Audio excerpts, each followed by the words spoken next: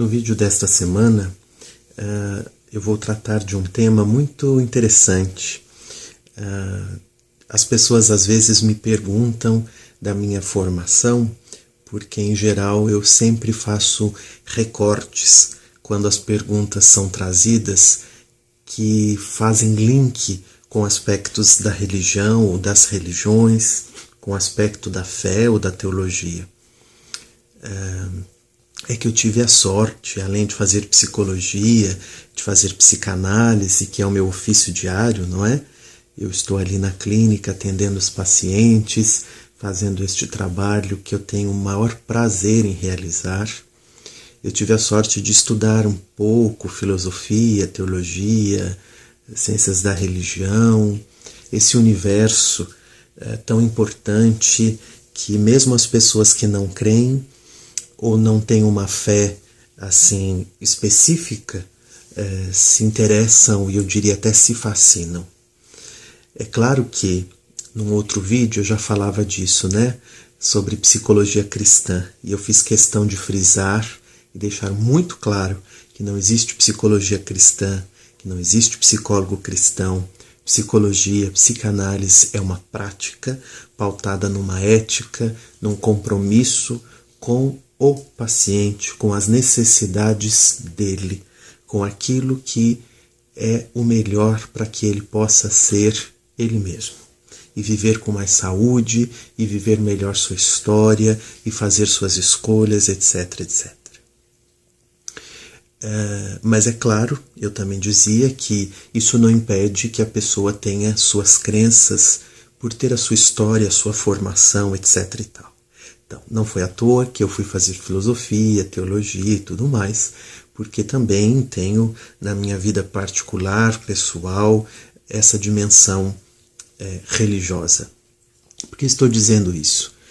Muitas pessoas perguntam o porquê desses recortes e inclusive de que maneira isso tudo pode dialogar, que é o grande desafio do século XXI, que nós consigamos fazer as ciências, fazer os diversos saberes dialogarem, se colocarem juntos, a favor da vida, do social e da pessoa humana. Claro, elas têm, obviamente, porque são campos específicos e diferentes do saber, do pesquisar, do trabalhar, tem às vezes certas incompatibilidades, mas isso não proíbe que sociologia, antropologia, filosofia, psicanálise, ética, religiões, etc., dialoguem, discutam e consigam trabalhar conjuntamente para promover o bem-estar pessoal, individual, mas também social. E a pergunta que sempre se faz presente aqui nas pessoas que assistem é se nós podemos acreditar em milagres. Ora, a primeira coisa que é preciso dizer é que isso é de cada um, é muito particular. Nós não temos nenhuma prova para dizer para a pessoa, olha, milagre existe. Isso já seria uma extrapolação da dimensão pessoal, da consciência de cada um, ou até comunitária de um grupo religioso que acredita de determinada maneira ou não de outra. Então não podemos ir por esse caminho.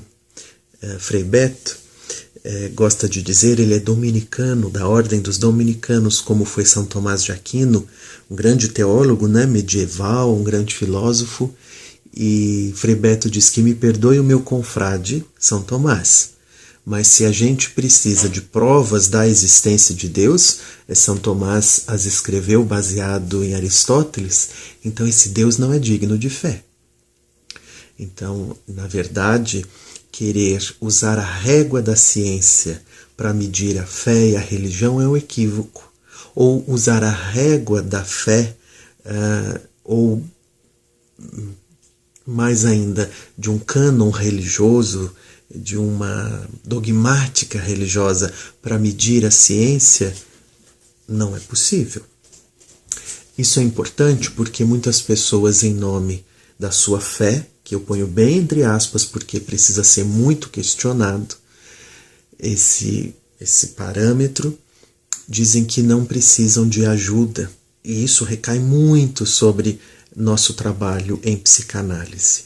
Como se a própria fé, a própria oração, a vida religiosa delas seria suficiente para lidar com problemas humanos muito reais, concretos, existenciais, como a depressão, o transtorno de humor, a fobia, a síndrome do pânico, a esquizofrenia. Ou a pessoa de fato não tem um adoecimento desse, ou alguém da sua família não tem, ou conhece de longe de ouvir dizer. Porque quem tem, ou tem alguém próximo que tenha um desses transtornos, sabe que isso faz parte da natureza humana, que é falível, que a vida humana é frágil, embora por um lado seja tão forte, e nós todos podemos adoecer. E isso é muito, muito, muito sofrido. E precisa de tratamento e precisa de ajuda. Isso impede que a pessoa, no seu conjunto de crenças, seja uma crença meio pessoal, particular, do jeito como ela se sente melhor, seja na crença mais institucionalizada, na religião cristã, ou hindu, ou islã, ou judaica, ou budista, que tem ensinamentos, uma ética, uma organização. Isso não impede que a pessoa que tenha fé, ao procurar qualquer tipo de tratamento, eu estou falando especificamente aqui de psicanálise, por ser meu ofício, mas médico ou qualquer outra coisa, não impede que a pessoa também, não é, faça da sua experiência de fé um caminho de ajuda verdadeira, não de negação. Não foi à toa que grandes pensadores, que Paul Ricoeur inclusive gostava de denominar, Paul Ricoeur um filósofo francês, né, de mestres da suspeita, que foi Marx, Nietzsche e Freud, né, 3 grandes da modernidade, questionavam o papel da religião. Na verdade, Marx, Nietzsche e Freud não eram contrários, como se a religião devesse ser abolida ou as pessoas estivessem erradas em crer. Eles estavam falando da religião institucionalizada, que na maioria das vezes se torna, como Marx disse e ficou tão conhecido, ópio do povo. Porque anula a espontaneidade, a liberdade, a criatividade, a capacidade humana de se reinventar, de ter saídas, de escolher novos caminhos. Então, a religião pode se tornar, e muitas vezes porque se torna a negação da vida humana, na sua carnalidade, na sua necessidade, na sua fragilidade. Então, se religião for sinônimo de negação da existência humana, então ela tem algo errado aí. E muitas vezes, nem tanto na própria religião, como numa necessidade pessoal do indivíduo, talvez de ter segurança, de se sentir protegido, porque geralmente tem medo do erro, da dúvida, e aí os sistemas religiosos se oferecem como uma suposta proteção ou segurança. Mas existem inúmeras pessoas que fizeram e fazem caminhos religiosos, espirituais, místicos. Místico aqui não tem a ver com ter visões, místico enquanto um caminho muito particular de encontro, de relação com aquilo que é de mais sagrado no ser humano, que nós chamamos Deus, não é? Muitos, em todas as tradições religiosas, eu falo aqui mais da tradição cristã, que conheço mais de perto, como Teresa de Ávila, Catarina de Sena, Teresinha do Menino Jesus, João da Cruz, Madre Teresa de Calcutá, Dom Helder Câmara, Dom Oscar Romero, etc., não é? Que fizeram da sua experiência de fé um caminho de amadurecimento pessoal, de crescimento humano, de desabrochar das potencialidades da vida e não negação da mesma. Não tinham medo da vida, do corpo, das relações, das deficiências, das limitações. E eu vou falar uma palavra aqui que as religiões geralmente temem, da sexualidade. Então, nós não podemos medir a vida com a régua da religião ou medir a religião com a régua da técnica e da ciência moderna. É preciso que haja lugar, e tem, na vida, na sociedade, na pessoalidade de cada um, para todas essas dimensões humanas. Dito isso, nós voltamos ao tema da pergunta, que é o milagre. É claro que eu não vou responder aqui de forma generalizada, mas posso dizer que é uma experiência profundamente humana e religiosa, eu diria antropológica, existencial, a experiência de milagres. Milagre não é aquela história, como dizíamos antigamente, quando existe uma intervenção no fenômeno da natureza. Pode acontecer. Bom, quem sou eu para dizer, né? Seria muita pretensão da minha parte dizer não existe, não tem, mas sou um pouco cético com relação a isso. Eu acho que as pessoas fazem inúmeras experiências de milagres que muitas vezes nós deixamos passar despercebido. Justamente os milagres passam despercebidos porque nós muitas vezes estamos esperando coisas espetaculares. Aquela experiência relatada no Primeiro Testamento de Elias é paradigmática. Ele acha que no trovão, na chuva, no vento, no fogo, ele vai encontrar Deus. E quando ele já não espera e vem uma brisa, ele cobre o rosto, porque Deus o visita naquela hora. Quando ele não espera, e num fenômeno que ele não podia acreditar que lhe trouxesse essa experiência. A Bíblia fala disso, o Novo Testamento fala disso. Existe até um livro interessante com este título, traduzido aqui no Brasil pelas Paulinas, um pouco assim, para quem se interessa mais por estudar, é de um grande exegeta alemão. O título é Possível Acreditar em Milagres? Então, ele vai mostrar que milagres fazem parte da vida de fé das comunidades da Bíblia.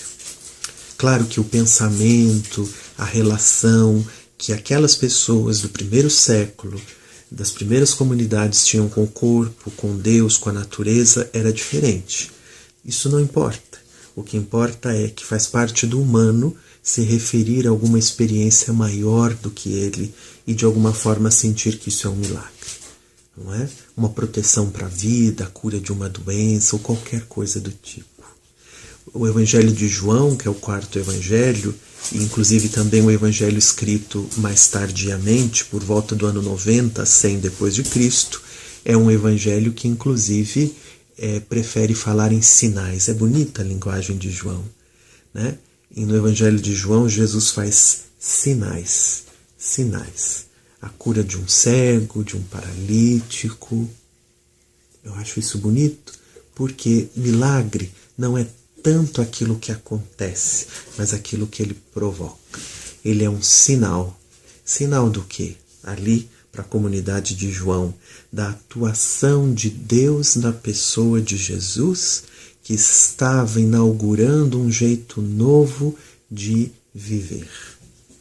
Não é? Quando Jesus cura os doentes, liberta os oprimidos, se faz presente em situações humanas dolorosas e difíceis e pesadas, ele está realizando sinais da atuação de Deus, que não quer a vida oprimida, subjugada, marginalizada.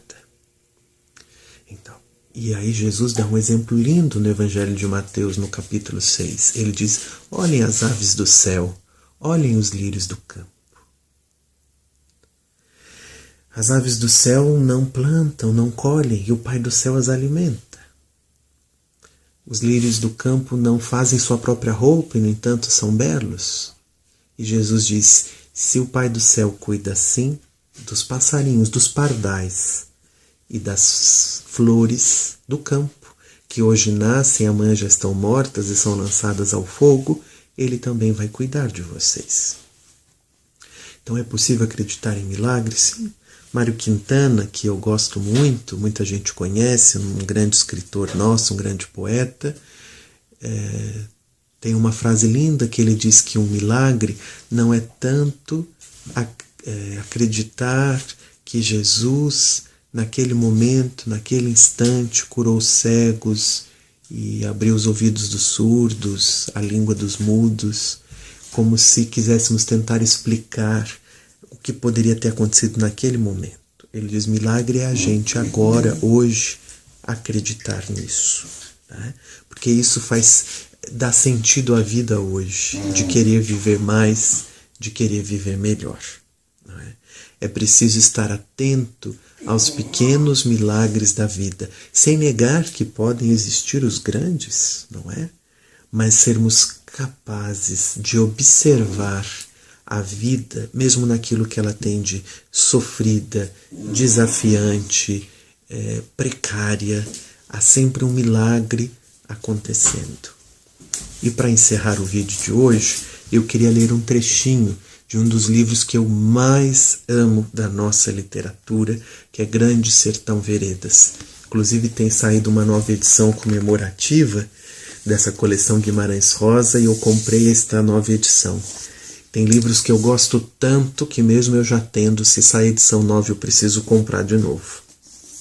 E num determinado momento, logo no início do texto do Guimarães aqui, ele diz assim: o diabo é às brutas, mas Deus é traiçoeiro. Há uma beleza de traiçoeiro, dá gosto. A força dele, quando quer, moço, me dá medo e pavor. Deus vem vindo. Ninguém não vê. Ele faz na lei do mansinho. Assim é o milagre.